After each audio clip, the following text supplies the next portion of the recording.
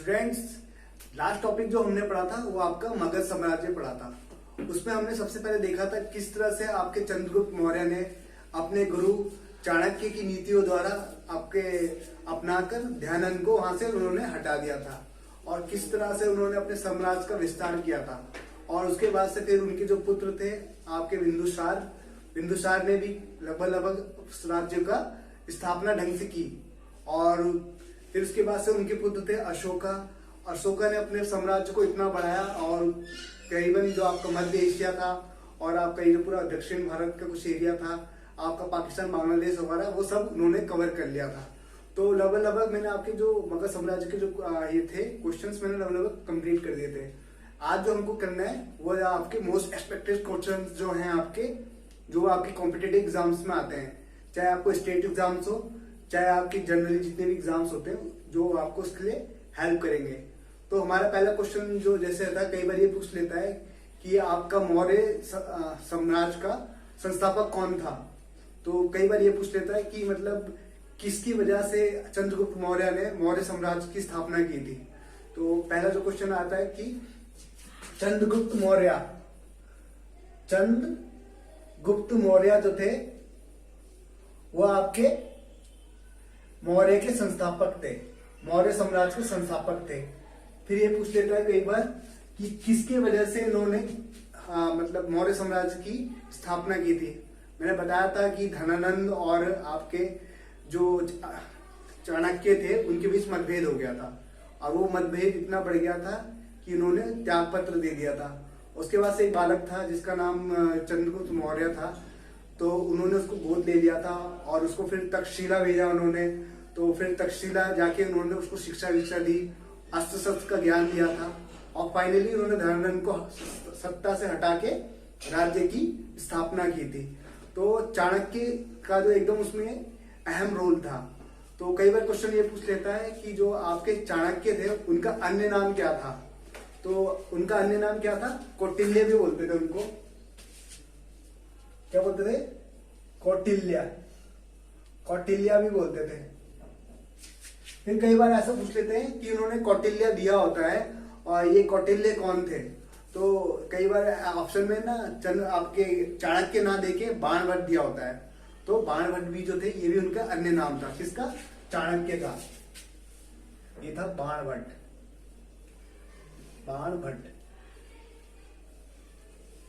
फिर कई बार क्वेश्चन ये आता था जो हमारे चंद्रगुप्त मौर्य थे, इनके मतलब जो हिस्टोरियंस थे उन्होंने कई नामों से पुकारा है। कुछ लोग इनको सेंड्रोकोटस बोलते हैं, कुछ बोलते हैं इनको एंड्रोकोटस बोलते हैं। तो आप लोग कंफ्यूज मत होना कि मौर्य संस्थापक जो थे वो एंड्रोकोटस जो आपके हिस्टोरियंस थे तो उनमें से कौन थे। कई बार ऑप्शन दे देते हैं आपको, अशोका दे देते हैं, आपका बिंदुसार दे देते हैं, तो चंद्रगुप्त मौर्य थे। तो उसमें अगर ऐसा ऑप्शन होगा तो आप जो टिक लगाएंगे वो चंद्रगुप्त मौर्य पे लगाएंगे। तो वो ऑप्शन क्या है आपके? अगर सेंड्रोकोटस दिया होगा, सेंड्रोकोटस, और क्या है? एंड्रोकोटस। ठीक है, तो इसका आप क्या लगाओगे? चंद्रगुप्त मौर्य पे ही लगाओगे आप।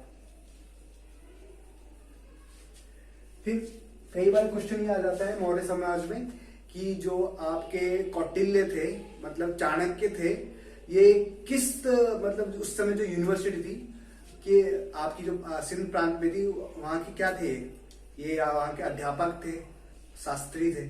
तो कई बार नाम पूछ लेते हैं, तो वो कौन सी थी आपकी? तक्षशिला थी। और यूनिवर्सिटी का नाम पूछ लेते हैं तो कौन सी थी वो? तक्षशिला थी।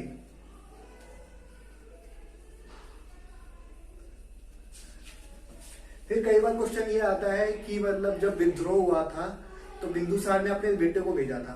एक थे आपके शिशुंग, जो उनके सबसे बड़े बेटे थे, शिशुंग थे, और आपके अशोक को उन्होंने भेजा था।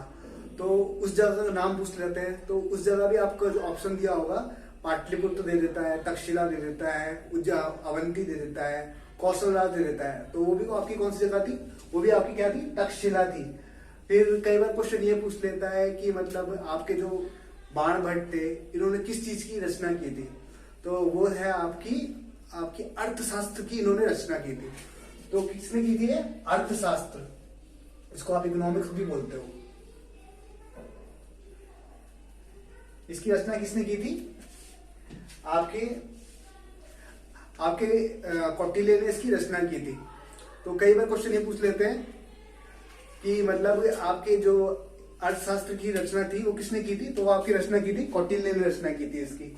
और फिर कई बार ये पूछ लेते हैं कि जिस चीज की उन्होंने रचना की थी, जो आपकी अर्थशास्त्र था, जो आपके बाणभट्ट ने जिसकी रचना की थी, तो उसमें किन नीतियों के बारे में लिखा था, तो वो क्या थी आपकी पॉलिटिक्स, राजनीति।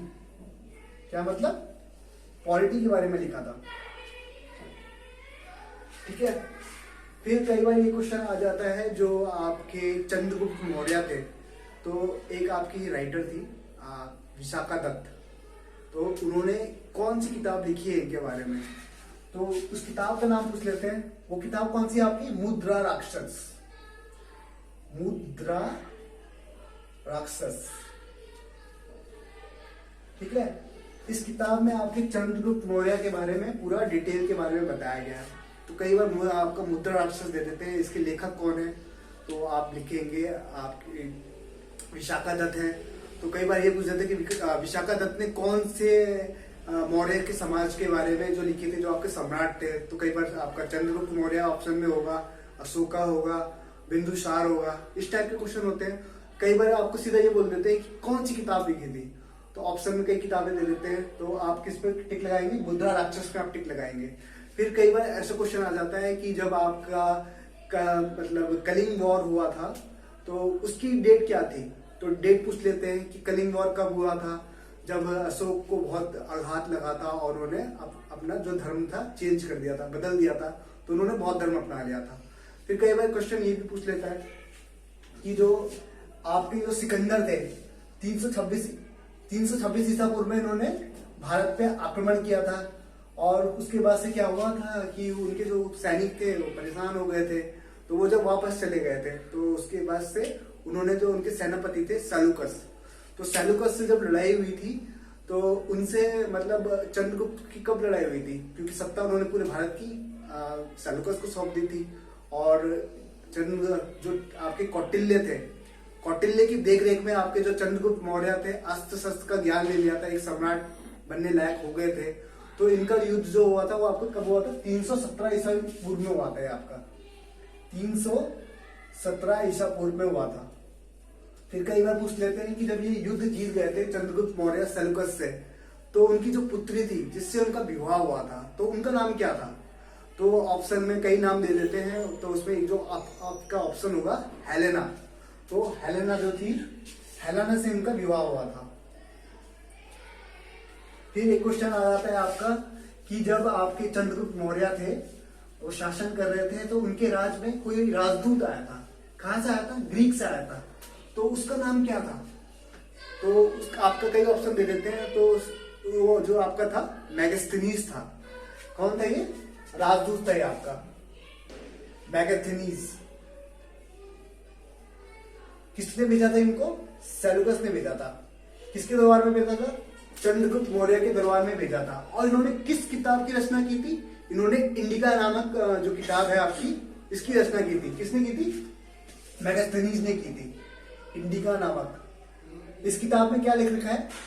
इस किताब में पूरा जो चंद्रगुप्त मौर्य के जो उनका शासन प्रणाली थी, राजनीति शास्त्र था उनका, और उन्होंने जितने युद्ध लड़े थे, और उनकी जो जितनी भी समाज में जो थी उनकी प्रजा के प्रति जितनी भी जिम्मेदारियां थी, किस तरह से वो रहते थे, ये सब उस किताब में लिख रखा है।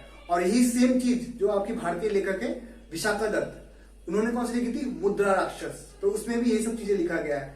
फिर इसमें कई बार उसमें जो उनका आपका चंद्रगुप्त मौर्य था, तो इसमें कई बार ऐसे डिटेल्स की बातें दी थी कि कभी भी जो उनका एक कमरा था उसमें वो 2 दिन से ज्यादा नहीं सोते थे, और जब वो चलते थे तो इनके आसपास पक्षी उड़ा करते थे, और मतलब कई लोग हरे पत्ते पत्ते छोटे मोटे पेड़ पौधे लेके इनके साथ चलते थे। गुप्तचरों का इनका एक घेरा लगा रहता था। तो मतलब इनको जैसे आजकल के जो आप बोलते हैं जेट प्रणाली, इस तरह की मतलब इनको सिक्योरिटी दी गई थी। तो ये कभी भी एक कमरे में 2 दिन से ज्यादा नहीं सोते थे, क्योंकि बहुत वही बड़े इतने बड़े सम्राट थे, दक्षिण भारत से लेके पूरा इतनी जगह इनका राज्य फैला हुआ था।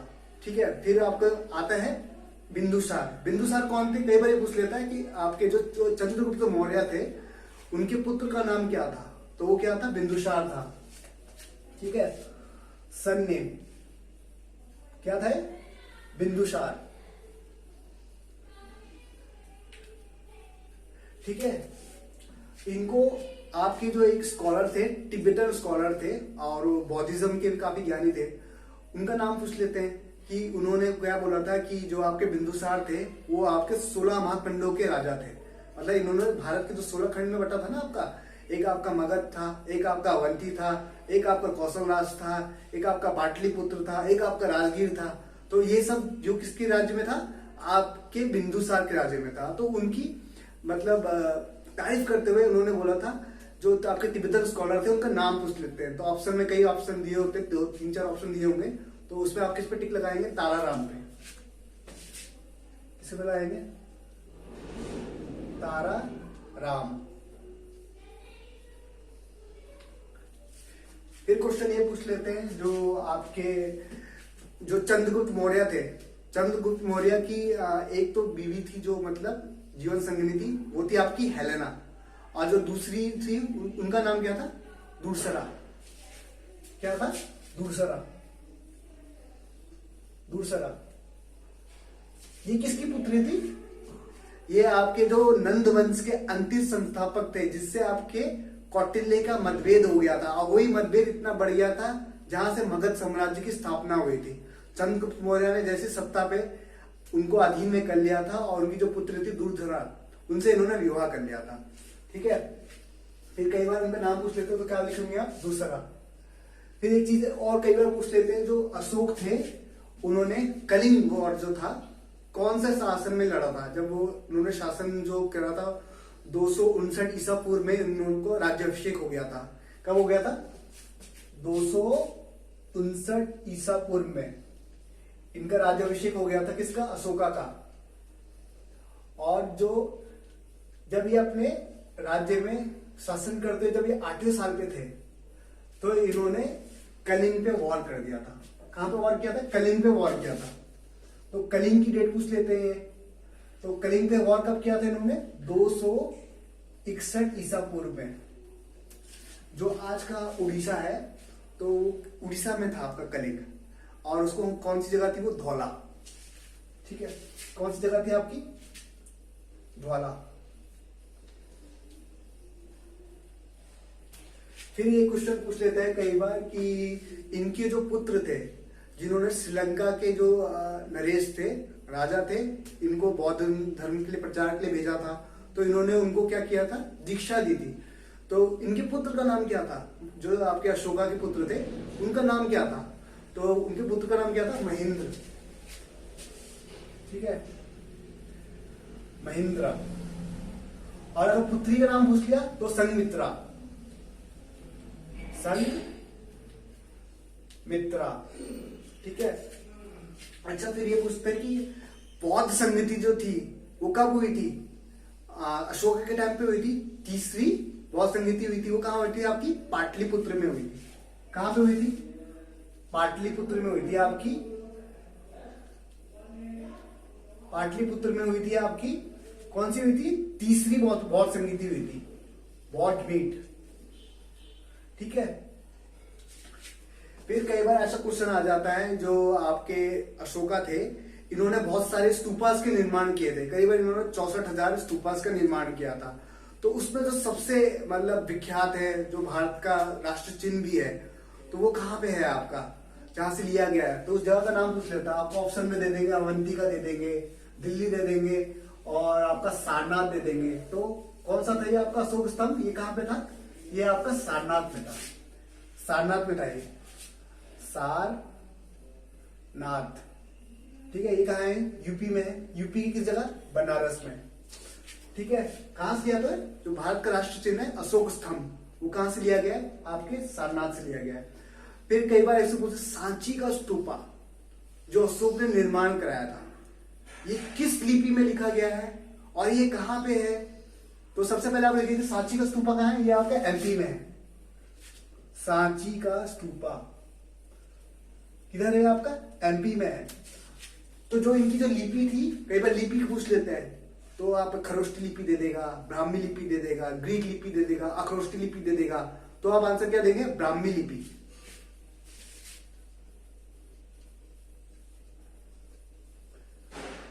ब्राह्मी लिपि।